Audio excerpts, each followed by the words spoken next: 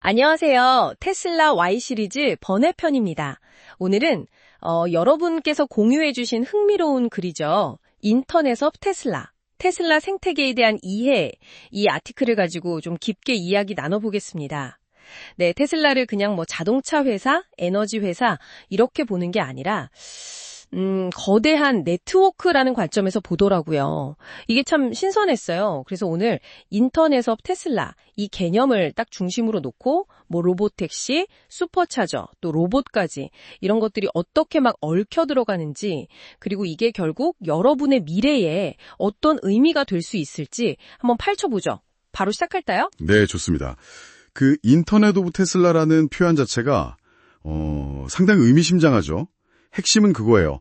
테슬라가 만드는 전기차, 충전기, 그 ESS라고 부르는 에너지 저장 장치, 태양광, 소프트웨어, 그리고 이제 로봇까지 이 모든 게 그냥 따로 노는 제품이 아니라 서로 막 연결돼서 하나의 거대한 네트워크를 이룬다는 겁니다.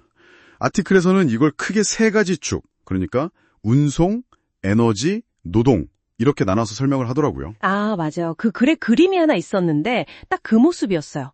운송 네트워크, 그러니까 최강이랑 충전기 묶음, 그리고 에너지 네트워크, 배터리랑 태양광이죠. 또 노동 네트워크, 이건 로봇이고요. 이게 다 이렇게 맞물려 돌아가는. 근데 이 네트워크들이 구체적으로 어떻게 시너지를 낸다고 설명하던가요? 예를 들면 운송하고 에너지 네트워크는 어떻게 연결되는 거죠? 네네, 좋은 포인트인데요. 예를 들어보자면 테슬라 차들이 막 돌아다니면서 데이터를 수집하잖아요. 그게 그냥 데이터가 아니라 실시간 도로 상황이나 운전자 행동 같은 아주 방대한 데이터거든요. 이 데이터가 바로 자율주행 알고리즘을 직접적으로 개선시키고요. 그럼 자연스럽게 로보택시 서비스의 경쟁력이 확 올라가겠죠. 자, 로보택시 운행이 많아지면 당연히 충전이 필요하니까 슈퍼차저 같은 충전 인프라 수요가 늘어나잖아요. 바로 이 지점에서 운송 네트워크와 에너지 네트워크가 직접적으로 딱 연결되는 겁니다. 아하, 그렇군요. 그럼 에너지 네트워크는 그냥 전기만 대주는 역할, 그 정도인가요? 아니면 좀 더 큰 그림이 있는 건가요? 단순히 전력 공급 그 이상이라고 봐야죠. 일종의 선순환 구조를 만드는 핵심 축이거든요. 에너지 네트워크는 태양광 발전이나 ESS를 통해서 이제 클린 에너지를 생산하고 저장하잖아요. 이걸 운송 네트워크, 그러니까 전기차나 로보택시에 안정적으로 공급하는 거죠. 자료에서는 이 모든 것들이 아주 유기적으로 연결된 이 시스템 자체를 인터넷 오브 테슬라라고 부르는 거고요. 각 부분을 그냥 합친 것 이상의 가치, 마치 인터넷이 세상을 바꿨던 것처럼 그런 폭발적인 가치 창출 잠재력이 있다고 분석하는 겁니다. 와, 이게 단순히 제품을 판다 이런 차원이 아니라 서로 막 영향을 주고받는 거대한 시스템, 거의 미래 산업의 운영체제, OS 같은 걸 구축하고 있다? 약간 이런 느낌으로도 들리네요. 그럼 로봇, 즉 노동 네트워크는 이 큰 그림에 어떻게 끼워 맞춰지는 건가요? 네, 아티클에서는 그 휴머노이드 로봇 옵티머스 있잖아요. 이 로봇이 노동 네트워크를 형성하면서 기존의 운송, 에너지 네트워크와 통합될 거라고 예측하고 있어요. 그러니까 이 로봇들이 제조업을 포함해서 여러 산업 분야에서 인간의 노동을 돕거나 어쩌면 대체하면서 생산 비용을 그야말로 극적으로 낮출 수 있는 잠재력이 있다고 보는 거죠. 그렇군요. 자, 그럼 이 인터넷 오브 테슬라라는 구상이 정말 현실화된다면 주요 시장에는 어떤 영향을 줄 거라고 예측하던가요? 제가 읽어봤을 때 좀 굉장히 야심찬 전망들이 있었던 것 같은데요. 네, 맞습니다. 정말 혁명적인 변화를 예상하고 있어요. 크게 세 가지 영역으로 나눠볼 수 있는데요. 첫째는 운송산업입니다. 자율주행 기술 기반의 로보택시, 그리고 아주 효율적인 충전 네트워크가 딱 결합되면요, 사람이나 물건이 이동하는 비용이 어마어마하게 떨어질 수 있다는 거예요. 비유하자면 인터넷이 정보 접근 비용을 확 낮춰서 정보 유통량이 폭발적으로 늘었잖아요. 그것처럼 운송 비용이 줄면 물동량 자체가 폭발적으로 증가할 수 있다는 그런 전망입니다. 운송 비용의 혁신이군요. 그렇죠. 둘째는 노동시장의 변화입니다. 휴머노이드 로봇이 좀 반복적이거나 위험한 일들을 맡게 되면서 글쎄요, 아티클에서는 인건비가 현재의 10분의 1, 아니 심지어 100분의 1 수준까지도 줄어들 수 있다고 가능성을 제시하더라고요. 이게 현실화되면 기존 제품의 생산 비용이 낮아지는 건 물론이고요. 비용 문제 때문에 아예 시도조차 못했던 새로운 제품이나 서비스가 막 등장할 수도 있다는 거죠.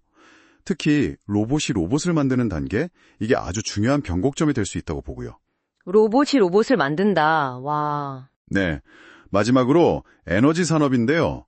여러 곳에 흩어져 있는 태양광 패널이나 배터리 ESS를 네트워크로 쫙 묶는 거예요. 그래서 이걸 마치 하나의 거대한 발전소처럼 운영하는 거죠. 가상발전소, VPP라고 부르는데요.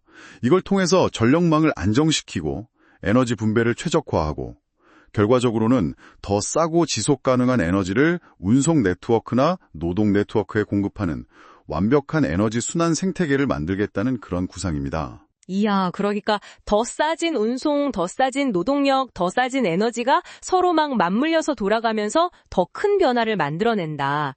아티클이 그리는 미래가 정말 거대한 변화를 담고 있네요. 맞습니다. 그래서 테슬라를 이해할 때는 개별 자동차 성능이나 배터리 효율 이런 것도 중요하겠지만 그것보다는 이 세 가지 네트워크가 어떻게 통합되고 서로 영향을 주고받으면서 시너지를 만들어내는지 바로 그 네트워크 전략 자체에 주목해야 한다고 자료는 계속 강조하고 있어요. 저도 사실 이걸 읽으면서 관점이 좀 많이 바뀐 것 같아요. 테슬라를 그냥 자동차 회사가 아니라 말씀하신 것처럼 운송, 에너지, 노동 이 세 영역을 다 아우르는 거대한 기술 네트워크로 보니까 이게 완전히 다르게 보이더라고요. 여러분도 아마 비슷한 생각을 하실 것 같습니다. 네, 그렇죠. 개별 제품의 스펙 경쟁보다는 전체 네트워크가 만들어낼 시너지 효과와 그 잠재력에 더 눈길이 가게 되죠. 자동차, 에너지, 로봇 어떻게 보면 지금은 완전히 다른 산업 영역인데 이게 하나의 거대한 생태계 안으로 수렴될 수 있다. 이 발상 자체가 굉장히 흥미로운 거죠. 확실히 곱씹어 볼 만한 내용이 많은 분석이었습니다. 자, 그럼 마지막으로 오늘 나눈 이야기를 바탕으로 여러분께서 스스로 더 깊이 생각해 볼 만한 질문 하나 던져주시겠어요? 이걸 한번 생각해 보시면 어떨까요? 정말 만약에 테슬라가 구상하는 이 인터넷 오브 테슬라가 현실화된다면 그래서 운송, 에너지, 노동이 정말 하나의 네트워크로 융합된다면요? 그렇다면 지금은 전혀 별개처럼 보이는 또 어떤 산업들이 미래에는 우리가 예상치 못한 방식으로 서로 연결되고 융합될 수 있을까요? 어쩌면 우리는 지금 미래의 아주 중요한 어떤 연결고리들을 그냥 놓치고 있는 건 아닐까요?